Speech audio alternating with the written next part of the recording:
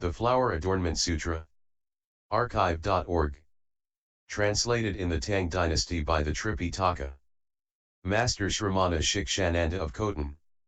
A translation of the Avatamsaka-Sutra by Thomas Cleary 1993. Note, Thomas Cleary is not a Buddhist monk. Book 26. B. The 10 Stages. Continued. B. Enlightening beings in this stage of extreme joy get to see many Buddhas, by broad vision and by the power of thou seeing many hundreds of Buddhas, many thousands of Buddhas, many hundreds of thousands of Buddhas, many millions, many billions, many trillions of Buddhas. Having seen those Buddhas, those saints, those completely enlightened ones, by broad vision and the power of thous, the enlightening beings honor and serve them with supreme zeal, presenting them with the necessities of life, such as food, clothing, drink, vessels, bedding, and medicines, and they also bring comforts for enlightening beings, and they also respect and support the religious community. These supreme roots of goodness the enlightening beings dedicate to consummate enlightenment. From this service of Buddhas arise means of development of beings, and the enlightening beings develop sentient beings to maturity by giving and by kind speech, the other two means of salvation helping out by the power of faith, though as yet without complete knowledge and attainment. Of the 10 transcendent ways, the transcendent way of giving is foremost, not that the others are not cultivated, but they are practiced according to the enlightening being's power and endowment. And as the enlightening beings serve the Buddhas and work for the development of sentient beings, practicing to accumulate these elements that purify the stages, thus do the enlightening beings' roots of goodness, dedicated to universal knowledge, become more and more purified and capable of application as desired. Just as when gold is plunged into fire over and over by a skilled smith, it becomes more and more purified and workable and can be made into various ornaments as desired, in the same way as the enlightening beings attend Buddhas and work for the perfection of sentient beings and cultivate the factors that purify the stages, so do their roots of goodness become more and more purified and useful. Then the enlightening beings in this stage should ask Buddhas, enlightening beings, and spiritual friends about the characteristics and attainments of this first stage and should be tireless in seeking fulfillment of the components of this stage. In the same way, in order to fulfill the components of the stages of enlightening beings up to the 10th, the enlightening beings should become versed in the problems and solutions of the stages, in the formation and dissolution of the stages, in the forms and actions of the stages, in the attainments and cultivation of the stages, in the purification of the elements of the stages, in the progression from stage to stage, in the attainment of each stage without regression, in the purification of all stages of enlightening, and in the accession to the stage of enlightened knowledge. There is no cease in the ascent of the enlightening beings who are skilled in fostering the forms of practice of the stages up to accession to the 10th stage, by unceasing progress on the path and by the light of knowledge of the stages, the enlightening beings attain the light of Buddha knowledge. It is like a skilled caravan leader who, wanting to lead a large caravan to a great city, first finds out about the qualities of the road to be traveled, the defects of the road, the best places to stop along the way, the places not to stop, and what is to be done about provisions for the trip, thus knowing well how to get to the great city, from the beginning to the end of the journey.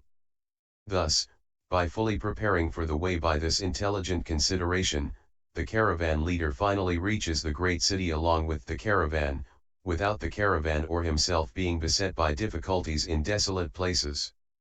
In the same way the enlightening beings, as clever caravan leaders, when established in the first stage of enlightening beings, become familiar with the issues and solutions of the stages, the formation and dissolution of the stages, the practical aspects of the stages, the attainments and cultivation of the stages, the purification of the elements of the stages, the progression from one stage to another, the consolidation of each stage, the special knowledge of each stage, attainment of each stage without regression, and accession to the stage of Buddha knowledge by means of the quality of purification of all the stages of enlightening beings.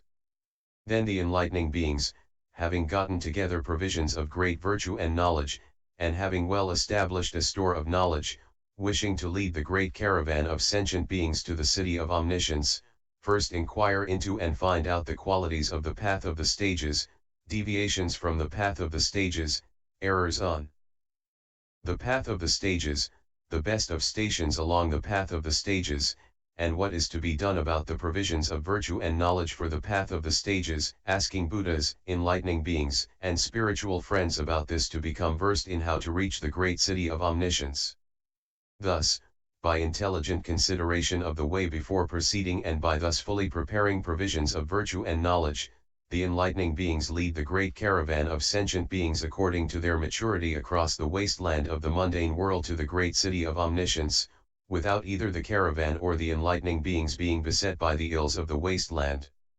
Thus enlightening beings should work tirelessly on the cultivation of stages. This is a brief explanation of enlightening beings' entry into the first stage of extreme joy. Enlightening beings in this stage are mostly monarchs of a continent, having attained great power and sovereignty, guardians of right, wise and capable, taking good care of beings with great generosity, undertaking unlimited acts of charity to rid beings of the taint of envy and discontent.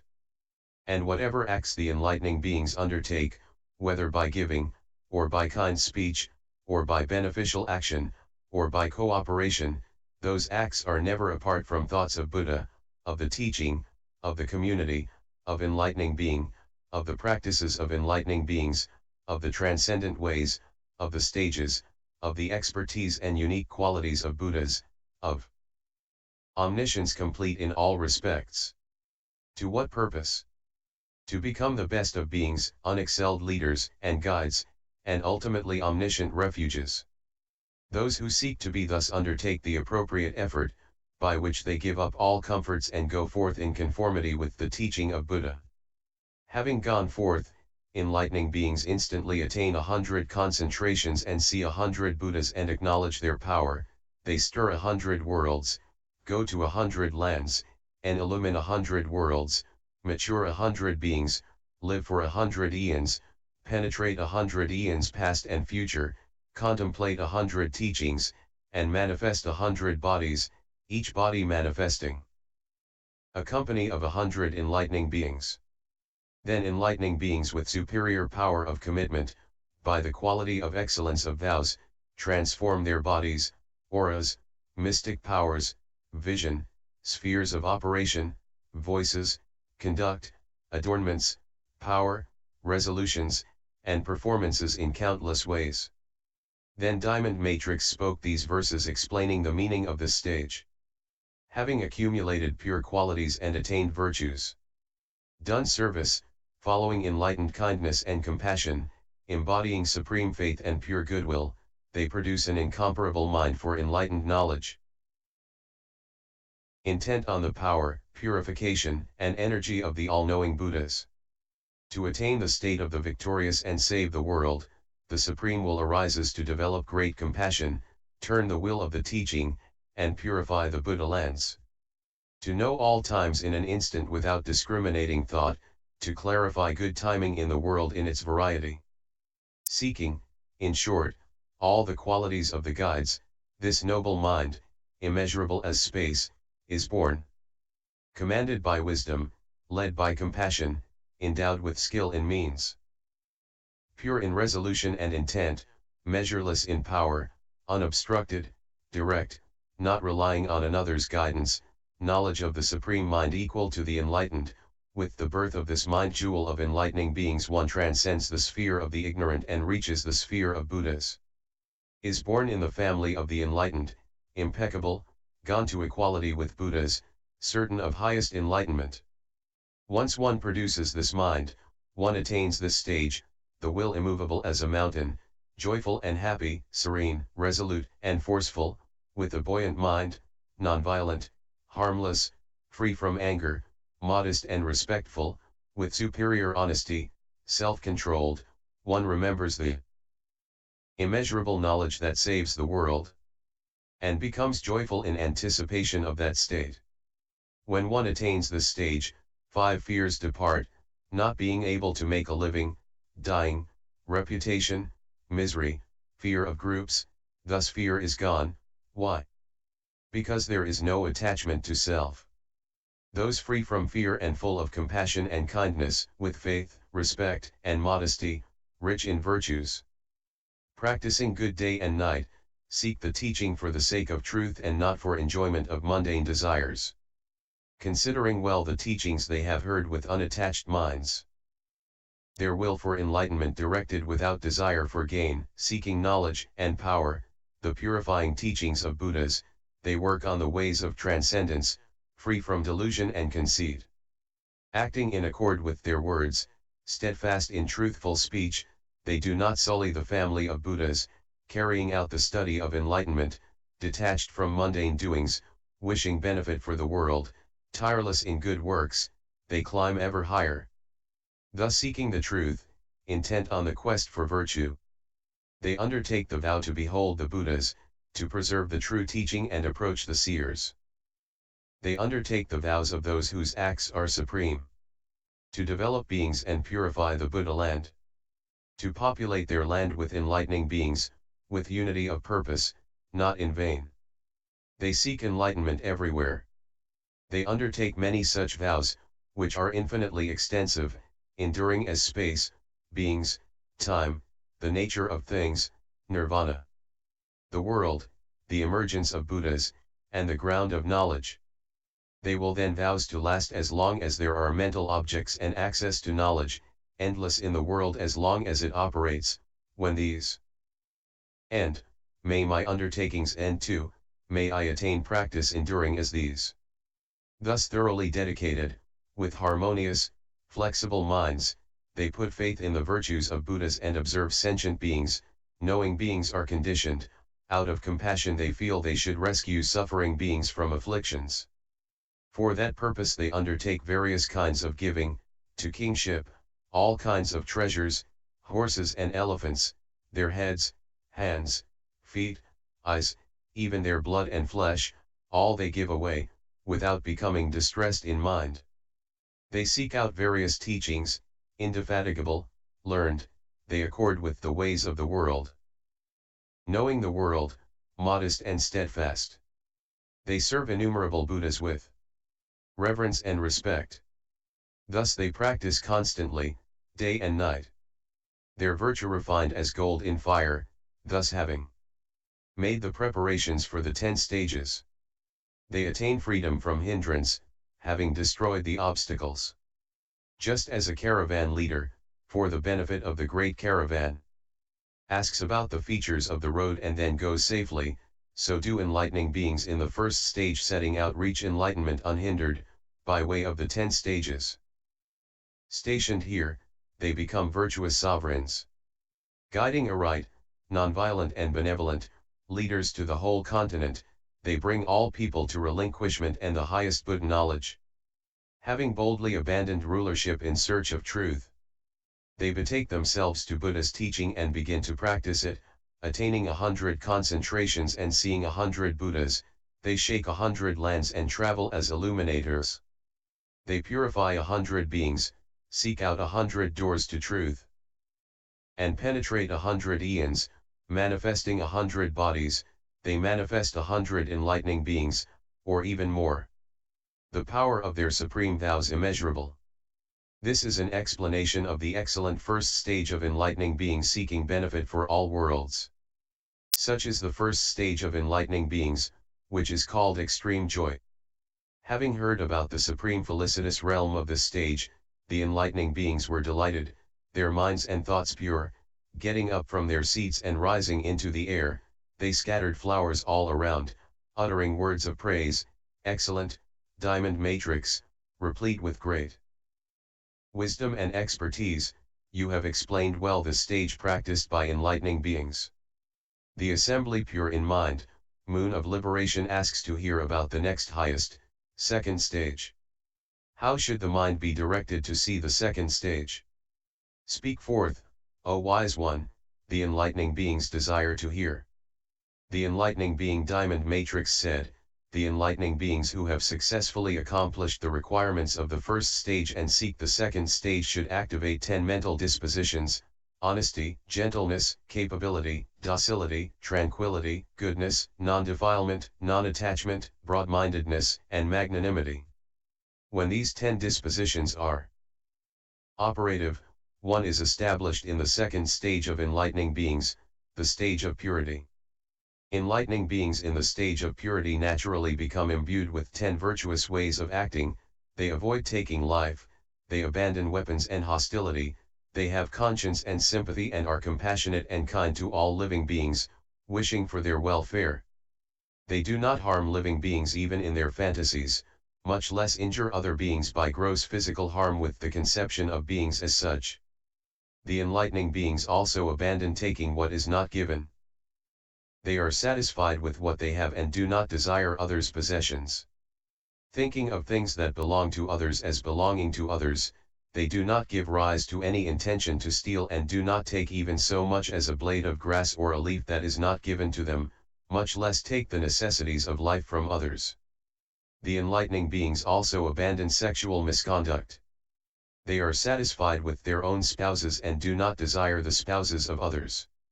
They do not give rise to desire for others' spouses, much less have sexual intercourse with them. The enlightening beings also abandon false speech, speaking truthfully, according to what is so, in a manner appropriate to the time, and acting accordingly. Even in dreams they do not speak falsehood with the intention to deceive by concealing what they see, believe, wish, intend, or desire. They do not tell lies even in dreams, much less consciously. The enlightening beings also abandon malicious talk and are not divisive or annoying to sentient beings. They do not gossip or tell tales here and there to cause division. They do not break up those who are together or increase the division of those already split. They do not enjoy disunion, do not delight in separation, and do not speak words that cause division, whether they are true or not. The enlightening beings also abandon coarse speech and give up speech that is out of place. Crude, dirty, harsh to others, openly or covertly annoying to others, vulgar, worldly or impure, unpleasant to hear, provocative, irritating, outrageous, displeasing, disagreeable, unpleasant, destructive to self or others. Having given up such speech, the enlightening beings speak words that are unabrasive and gentle, agreeable, sweet, causing pleasure, delightful, beneficial, pure, pleasant to the ears, congenial, likable, elegant and clear, understandable, worth hearing, not mixed up, desirable to many people, liked by many people, pleasing to many people, agreeable to many people, enlightening, beneficial and pleasurable to all beings, mentally uplifting, purifying self and others. The enlightening beings also abandon useless speech. They speak prudently, in accord with time, truthfully, meaningfully, rightly, logically, instructively. They speak words with content, carefully considering and guarding their speech, in accord with the occasion, in well-regulated order, reflecting even before telling a joke, and never, of course, chattering at random. The enlightening beings also become free from covetousness, not even conceiving any craving for others' wealth, pleasures, enjoyments, goods, and possessions, much less desiring to possess what belongs to others. They do not seek or hope for or desire gain. The enlightening beings also become free from malevolence and anger. They are kind to all beings, desirous of their welfare, sympathetic, solicitous, loving, protective of all, attentive to what is good for them. Giving up everything of the nature of the blemish of anger, resentment, and unfriendliness, opposition, and attack inflamed by ill will and hostility, the enlightening beings are to reflect on what is beneficial, considering what is called for by kindness for the welfare and happiness of all beings. The enlightening beings also come to have right insight and follow the right path. They give up divination and various misguided views, see rightly, do not practice deception, and set their minds on the Buddha, teaching, and community. As the enlightening beings constantly preserve these 10 virtuous ways, they evoke this intent: whatever ills, states of woe, and pitfalls beset sentient beings, all are caused by practicing non-virtuous action. so I myself will abide in right action and also lead others to right action. Why? It is impossible to get others to abide in right action as long as one does not abide in right action oneself. They also think thus: the realms of hells, animality, and ghosthood are established by the practice of bad ways of action, and the states from humanity up to the highest realm of existence are established by the practice of good ways of action. The 10 ways of good action on a higher level practiced by wisdom, due to narrowness, fear of the world, lack of great compassion, and following the speech of another, develop the vehicle of hearers. Purified on a yet higher level, because of not being led by another, because of self-realization without following anyone, because of self-enlightenment without seeking from another, because of lack of great compassion and skill in means, and because of profound understanding of conditionality, they develop the vehicle of individual illuminates. Purified on an even higher level, by immeasurable broad-mindedness, sympathy, and compassion, absorption of skill in means, undertaking of great vows, not abandoning sentient beings, and focus on the vast knowledge of Buddhahood, they make for the breadth of practice to purify the stages of enlightening beings and the ways of transcendence. Purified on a yet higher level, they are conducive to the perfection of all characteristics of enlightenment, up to endowment with the 10 powers and the full realization of all qualities of Buddhahood. Therefore, by means of these ways of good action, having undertaken them all equally, effort should be made to accomplish the complete purification of all of their aspects. They also realize this: bad actions at their worst, when developed and done a lot, are the cause of hell; at a middling degree, they are the cause of animality; at their least they are the cause of the underworld. Taking life leads to hell, to animality, to the underworld, but if one is born human, it brings about 2 consequences: a short life and much sickness. Stealing leads to hell, to animality, to the underworld, but if one is born human, it brings about 2 consequences: material poverty and common possession of property. Sexual misconduct leads to hell, to animality, to the underworld, but if one is born human, it brings about 2 consequences: an unruly society and an unfaithful spouse. Lying leads to hell, to animality, to the underworld, but if one is born human it brings on 2 consequences: much slander and unreliability. Divisive talk leads to hell, to animality, to the underworld, but if one is born human it brings about 2 consequences: a broken home and a wretched family. Harsh talk leads to hell, to animality, to the underworld, but if one is born human it brings about 2 consequences: hearing what is displeasing, and argumentativeness. Confused, senseless talk leads to hell, to animality, to the underworld, but one is born human it brings about 2 consequences: one's words will not be believed and one's speech will be unclear. Covetousness leads to hell, to animality, to the underworld, but then if one is born human it brings about 2 consequences: dissatisfaction and ambitiousness. Anger leads to hell, to animality, to the underworld, but then if one is born human it brings on 2 consequences: falling into bad views and becoming tricky and deceitful. Thus these 10 bad ways of action tend to the formation of an immeasurably great mass of misery, so let us leave behind these 10 bad ways of action and enjoy the delights of the garden of righteousness. Having abandoned these 10 bad ways of action, they live by the 10 good ways of action and also lead others to them. Even more do the enlightening beings arouse toward all sentient beings desire for their welfare and happiness, with kindness, sympathy, compassion, and desire to care for them and protect them, thinking of all beings as equal to themselves, thinking of them as examples and teachers. This is what the enlightening beings think. Alas, these beings have fallen into wrong views, their thinking and disposition of mind is wrong, traveling on erroneous paths. In the midst of entanglements, they should be set by us on the true way, the road of right insight, in accord with reality. Alas, these beings are at odds, argumentative, involved in disputes, always burning with anger and hatred, we should establish them in the exercise of unexcelled great kindness. Alas, these beings are insatiable, coveting others' goods, following bad ways of making a living. We should establish them in pure deed, word, thought, and livelihood. Unfortunately, these beings follow the motivations of lust, hatred, and delusion, are burned by the flames of various afflictions, and do not seek a means of final escape from them. We should lead them to nirvana, where all afflictions cease and there are no ills. Regrettably, these beings are veiled by the darkness and obscurity of delusion and covered by the darkness of ignorance. They have entered a vast tangle of darkness, have become far estranged from the realm of wisdom and fallen into a great darkness, entered a wilderness of erroneous views.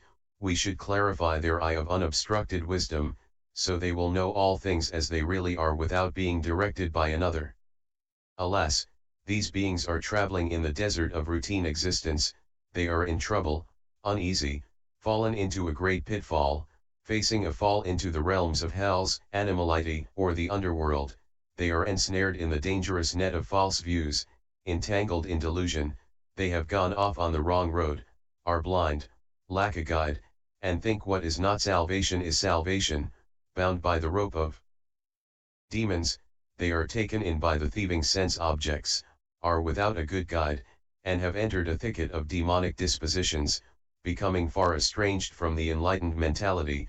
We should save them from such hardships of the wasteland of the mundane world and should settle them in the city of fearlessness, the city of all knowledge, where there is no affliction or pain.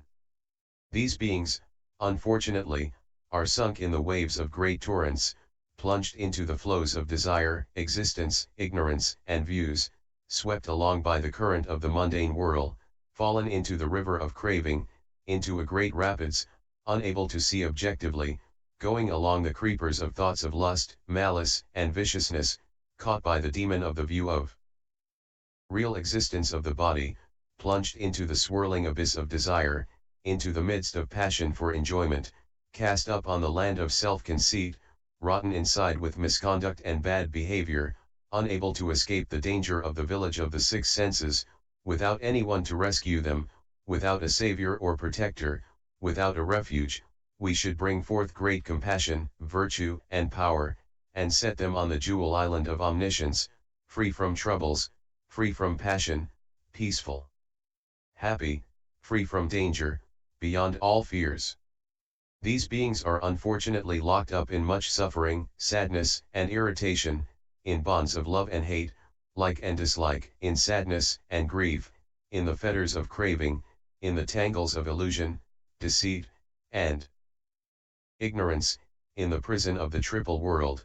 We should lead them to nirvana, detached from the triple world, the city of fearlessness, where all suffering ceases, free from obstruction. Alas, these beings are attached to self and possessions, unable to get out of clinging to the elements of body and mind, acting according to delusions, dwelling in the desolate village of the senses, attacked by the vipers of physical constituents, besieged by the murderous bandits of the body-mind clusters, experiencing immeasurable pain. We should bring them to supreme bliss, free from all attachments, that is, to nirvana void of all obstructions. It is a pity that the aspirations of these beings are base and narrow and they lack the will for highest omniscience. Even if they want to escape, they think of the vehicles of those aiming for individual enlightenment and liberation alone. We should set them in the unexcelled great vehicle of universal salvation in accord with focus on the great resolution for supreme Buddhahood and the perspicacity of omniscience. Thus many Buddhas come within the range of perception of the enlightening beings who are in accord with the sustaining power of morality, who have skillfully activated sympathy, compassion, and kindness, who are unsolicited good friends to all beings, who have not abandoned sentient beings, who skillfully accomplish what is to be done, who are stationed in the enlightening being's stage of purity. By the enlightening being's great vision and willpower, the enlightening beings perceive enormously many Buddhas, many hundreds, thousands, millions, billions, trillions of Buddhas, by their tremendous vision and the power of their vows. Having seen those Buddhas, they honor and pay respect and homage to them with lofty intent, and provide them with the necessities, clothing, food and drink, bedding, and medicine. They also provide comforts for enlightening beings and pay respect to the religious community. They dedicate these roots of goodness to unexcelled perfect enlightenment. Also they attend those Buddhas and respectfully learn from them the 10 ways of virtuous action and never forget them as they have learned them, over countless eons rid of the defilements of envy and bad behavior. They therefore attain purity of generosity and morality. Just as gold becomes more and more free from all impurities when put in vitriol, so do enlightening beings in this stage of purity, by virtue of riddance of the impurities of envy and bad behavior, accomplish purity of generosity and morality. Continued, c.